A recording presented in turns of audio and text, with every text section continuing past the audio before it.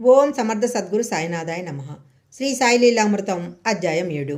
సకల సాధు స్వరూపము. నిర్గుణుడు నిరాకారుడు అయిన భగవంతుడు తపోనిష్ఠులైన మహర్షులకు మాత్రమే ధ్యానంలో గోచరిస్తాడు.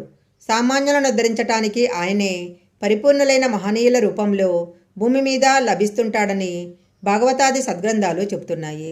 కానీ అందరు మహనీయులుగాను ఉన్న దైవమే సాయిగా ప్రత్యేకించి అవతరించినదని భక్తుల అనుభవాలు నిరూపిస్తున్నాయి.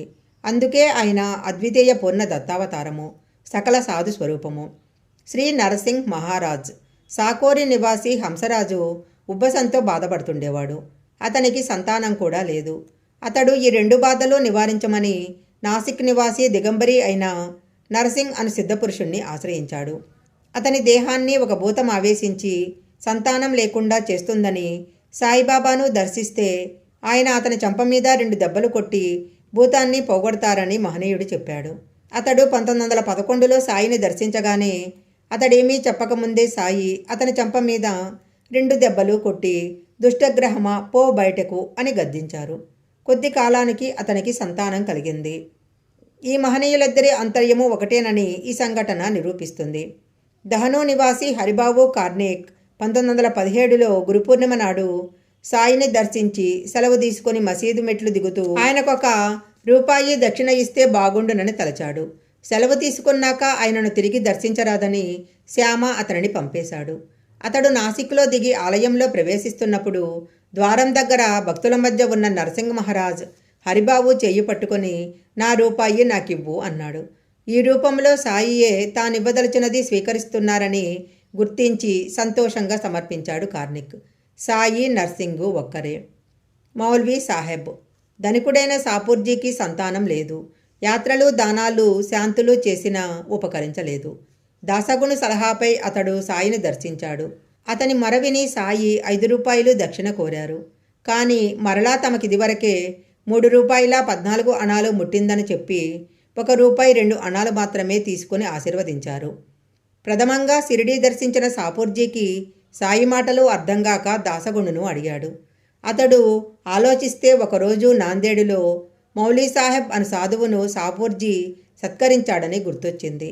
నాటి ఖర్చుల చీటీ చూస్తే 3 రూపాయల 14 అణాలు అయింది.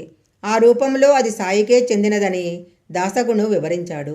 తరువాత సాపూర్జీకి 12 మంది బిడ్డలు కలిగి 4 జీవించారు. శ్రీ అక్కలకోట స్వామి. అక్కలకోటలో దత్తావతారమైన స్వామి సమర్థ నిర్యాణం చెందనున్నారు.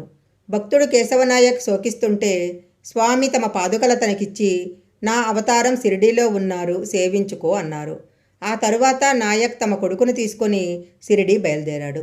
రైల్లో షిరిడీ వెళ్లేవారు కలిసి సాయి కేవలం పిచ్చి పక్కీరని చెప్పారు. అయినా షిరిడీ చేరాక నాయక్తో వారు కూడా మసీదు వద్దకొచ్చారు. నాయక్తో సాయి నువ్వు నీ కుమారుడు రావచ్చు, తక్కిన వారొస్తే భ్రష్టులవుతారు అన్నారు. తరువాత వేప చెట్టు నుంచి కొద్ది ఆకులు అందరికీ పంచి రుచి చూడమన్నారు. అవి నాయకులకు తీయగాను మిగిలిన వారికి అతి చేదుగాను ఉన్నాయి. సద్గురు భక్తులకు సంసారం మధురంగాను విద్యాహంకారులకు చేదుగాను ఉంటుంది. హరిశ్చంద్ర పితలే కుమారుడి మూర్ఛవ్యాధి ఎన్ని మందులకు లొంగలేదు. మిత్రుల సలహాపై సాయిని దర్శించగా వారి ఆశీర్వచనంతో తగ్గింది. తరువాత వారికి సెలవిస్తూ సాయి బాపు ఇదివరకు మీకు 2 రూపాయలు ఇచ్చాను, ఇప్పుడు మరో 3 రూపాయలు ఇస్తున్నాను, వీటిని కూడా పూజించుకో మేలవుతుంది అని 3 కాసులు ఇచ్చారు. ప్రథమంగా షిరిడీ దర్శించిన పితలేకు ఆ మాటలు అర్థంగాక ఇల్లు చేరి తన తల్లిని అడిగాడు. ఆమె నీ చిన్నతనంలో మనం అక్కలకోట స్వామిని దర్శించాము, అప్పుడు ఆయన 2 రూపాయలు ఇచ్చి పూజించుకోమన్నారు.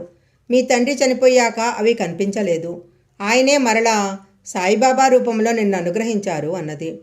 అక్కలకోట స్వామి నిర్యాణమయ్యాక భక్తుడు కృష్ణజీ తరచూ వారి సమాధిని దర్శిస్తూ ఉండేవాడు.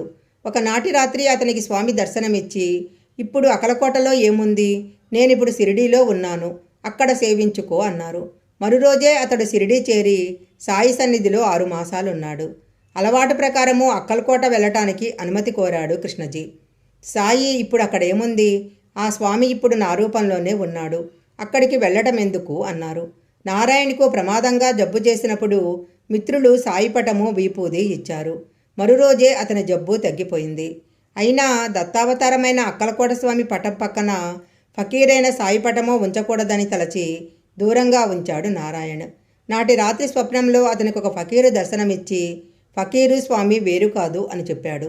మరురోజే అతడు సాయి పటాన్ని కూడా పూజలో పెట్టాడు. మరొకసారి ఆరతి సమయంలో బాపూసాహెబ్ జోగుకు అక్కలకోట స్వామిగా దర్శనమిచ్చారు సాయి. బాబా అక్కలకోట స్వామి ఒక్కరే.